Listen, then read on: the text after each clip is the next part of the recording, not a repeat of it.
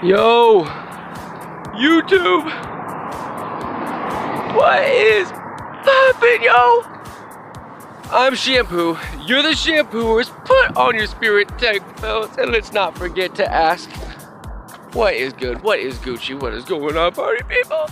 You ready for this download? Yo, this is my second intro. I already recorded the video, but it wasn't enough energy. Like, I feel like this energy coming through me and I just didn't have it in the first. The first intro didn't have this energy. So you're getting the second copy of the better energy. You got that? Who loves you, bro? Yo, that's right. This guy, yo, he knows too, bro. He's a shampooer, bro. He's a shampooer. Like, comment, subscribe, bro. All right, guys. Seriously, I already recorded the video. I'm just fucking off right now.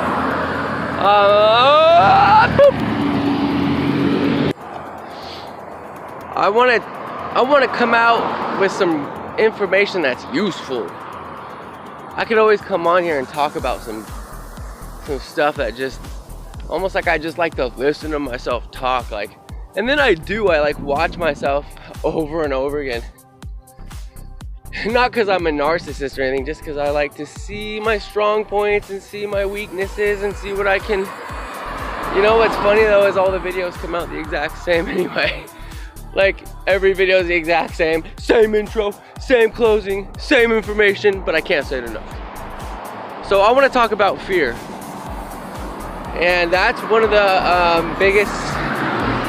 that's one of the most noticeable things that's gone away since my realization of this. Absolutely no fear of anything. It's hard to put like a pin right on what it is, because it's a series of things. It's not just coming from one. It's not like someone just came and erased like my fear of the dark or something, and that was one of them. You know, you're laying in there in the dark and it's all quiet. All of a sudden everything looks like it moved a little bit. The opportunity for the light to turn on is there. For some reason it turning on would be creepier than it turning off. I don't know, man. It's just something about the dark. I'm not into it. Dark arts. Anyway, they all went away, and I'm gonna try my best to describe how that happened and why. So, the first fundamental truth I really understand, or started understanding, now realize and understand, is that because I'm very much aware that if, say you purchased a house and you live there for 10 years, after 10 years, I could confidently walk up to that house and know that every single thing done to that house, every single time the lawn was mowed, every single bit of money and effort that went into that house was done by you, that creator. So to me, knowing that that same kind of principle is going on here with everything, that I'm just one of the cars that I'm driving, and you're another one that I'm driving. But I have no more enemies like that. And I really understand that fundamentally. So there's nothing I fear. I also can feel people's hearts. I can feel my ego. I can feel the ego just not being there. I can feel compassion entering. And no matter who I meet, they like me. They like me because I like them. Genuinely, and people can feel that, and I care about them. And when you have that going for you, it's not something you pretend. You know that, and you know that about yourself, and you deserve to. And that makes the fear go away, because you're not some asshole bully that's going around stealing shit and pushing people and calling people fat shit. That guy's always scared for some reason, because he gotta worry about some shit from way back. You know what I mean? And then also the mortality. Like, I'm not completely like understanding of the whole death process, but a very big chunk of it has been not realized, but I am so much aware of my awareness outside of just this, that I I really fundamentally understand that consciousness survives the death. As a matter of fact, whatever came before this all survived before life even. So what is there to be afraid of? And I'm talking about not just like scared of the dark or scared of getting murdered or something. I'm talking about, excuse me guys, I'm talking about your goals, because that's another thing that greatly changed. I have so much confidence in myself now because you know what? I know who my tutor is. It's the creator of the fucking universe. That's who my tutor is. That's who flows through me. The creator of everything. When I'm in a job interview, I know that whatever created me created the person interviewing me, and that I am gonna say exactly what I need to say. From my heart even, honestly, like sincerely gonna say it, but it's gonna come out perfect because I'm in line with that source. If there's something I wanna do, if I wanna start writing jokes and doing stand-up comedy and using this kind of material to bring more awareness to people, I know 100% I can do it. It's not even a question. I can do it. Because I used to not be like that, guys. I used to be like 100 reasons why it couldn't be me, or why I didn't have enough money, or I'd always think that. And now it's just like, I feel bad for other people that don't think the same way as me, because they can do it too, and everybody can. So all the fear that you have in the world, you can just let that shit go, because the worst thing that can happen is that you get killed. And that ain't even gonna be bad, because the reason we're scared of it is because we have all this talk about it, but nobody really even knows what it is, because no one's ever even experienced it. No one's experienced death, and that's why it's so weird. I mean, you could experience watching somebody else die, but that doesn't mean that they experienced death. You know, it's just like this, like when you fall asleep at night, can you tell me every night this exact time that you fell asleep? Try and do that in the comments. Tell me exactly what time you fell asleep. And if you have a dream, tell me exactly when the dream started. Right where you were, what time it was, when you popped up. And if you see anybody you know, I bet you could tell me who they are even if you didn't see their faces. Anyways guys, I am gonna grab a late night cup of coffee and edit this video. I hope I put some good content in here. Let's see. I'm skipping the coffee guys so I can review content. The fears thing is huge, man. It's just one of the biggest things. Oh, and the mindless chatter is another really big one. Like, people like used to talk to me and I have to always like say something. I don't know, like I couldn't just like ignore it. I couldn't just like ignore them. It was like, I felt like I had to reply with something no matter what. Especially like riding around with my dad all day, right? 90% of the time when that guy talks, he's just talking to himself or to hear himself. He's like, so Tom, how big do you think this beam needs to be? I mean, I think 16 feet is good, but you think we just go 18 to be safe? He really doesn't. I'm not gonna be the deciding factor in that. So I just don't even say anything. I just keep, if something is not gonna expand my awareness, if something is not gonna really expand me towards what it is my goals are, I just don't. I mean, I'm not gonna be rude to anybody. I'm not gonna just ignore them if you really wanted to know something, but I can feel in my heart right away when someone's talking to me, right when they start talking, whether or not it's something sincere. So it's not even a guess. And like, that's kind of how it's getting more and more with everything, and that's another part of the fear that's gone away, so I'm glad I kept talking. I know now, like it's been like the last like 3 months that I've been communicating and being communicated with through my heart, through just the essence of knowing. That's all I can explain it as. You just know.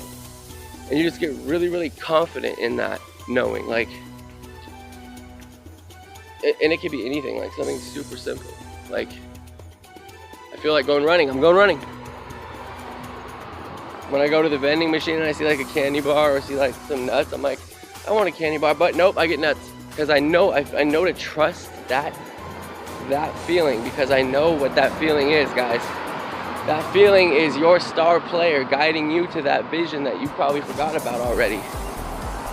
But it is an instant. It instantly tells you exactly And you know it, you can hear it, you've been hearing it your whole life, you just haven't been trained in to listen to it, right? Whew, man, I wish I could give you guys like an example of something that you could think of or something that you could do to like feel it. Like, man, I don't know. Home sweet home. Several more things to add to this video because I forgot. Okay, and I should have really wrote this down, but I didn't. So here we go. Anytime that you are questioning your beliefs, anytime you're running through them and kind of just, you got that checklist, like, yeah, you know, talking to a burning bush, I understand that, check. Yeah, okay, yeah, Adam and Eve, yeah, made a girl out of his rib, check. You know, that checklist you kind of run through to make sure that you got all your stuff in order so you can confidently walk around knowing that this idea you're believing in is most likely very much real to you. So here are the fundamental truths that I go through when I'm questioning any sort of theology or any sort of creator or belief system. Number one, do they acknowledge the creator as a man? Because if they do, and they're always saying he, question that. Because it's not that you can't instantly replace that with knowing it's both, but if somebody's always saying that, it means they haven't really fundamentally thought about it, and they're probably not someone you want to be taking. You probably don't want to be taking their subjective reality of what this book means. So the next thing is time. Is linear time part of the story here? Like, for instance, we'll go to Christians and just bash them. So you have Jesus being crucified, right? Well, theoretically, that can't happen because there's no such thing as movement. So, and also there's parallel realities that are constantly reflecting every possible outcome of every situation. So that means there is a reality where Jesus didn't even get born. There's a reality where he wasn't crucified. There's a reality where somebody wrote a book and they used the word truth and substituted it for the word Jesus, and the word God substituted for the word love. And that's what I like to do when I read the Bible.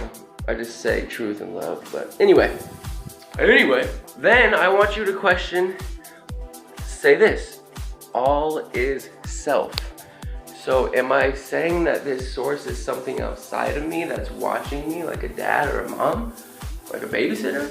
Or is this source right in front of my, just right, sitting on my shoulder right here, but like with a big mind? Could do anything with his mind, but just sitting on your shoulder right here all the time, just guiding you. Is that what you're doing? Because that's what you should be. You should not be like, I hear people constantly saying, you know, they don't even know they're doing it, but they so much have this picture of heaven up here in the clouds in this faraway place with all these people floating around and these big gates and some man in charge. It's all you. So that's another fundamental truth. So what do we got so far? We got linear time. We have to take that out. Remember, each time any tiny movement is made, it's actually a teleportation, and it's a new picture, new frame, new parallel reality, where that object is just a little bit closer to where its destination is. So we have the time, we have the all is self, so we're not gonna have this creator being some magical thing way out there. We have, he, she, because we want to make sure that our source is someone that actually is aware and knowledgeable and cares about this, like, because they say they do it, they get paid to do it probably. And they should probably acknowledge God as like, I mean, you could say he, because they say God the Father, but that's also, to me, that's an error. That's not, it's Elohim. The Bible says Elohim, and that's Hebrew, and that means God, goddess. So for all those people that say that Jesus Christ is God's only, God the Father's son, it's Elohim, and it's in the beginning Elohim create, meaning it's still creating. We are still creating, it's not done. The nature of this creator is always on the leading edge of that wave, constantly adding, never getting worse, never subtracting, never bad, only getting better with all because it is all of us, and it is taking from all of our experiences. It is putting all these equations together like this badass motherfucking AI robot, but it's just God. And it's taking all of our experiences and it's putting them all together and blending them all up and making it into this really, really cool oneness that is all it is and understands infinitely all the possible outcomes that it can at that time. Anyway, there probably is some more. I guess I'll shout those out later if I think of them, but those are really big ones because I like start looking at different theologies, and after I get to about 3 or 4 of these fundamental truths like all is self, linear time, the androgynous aspect, and also corporeal imagery.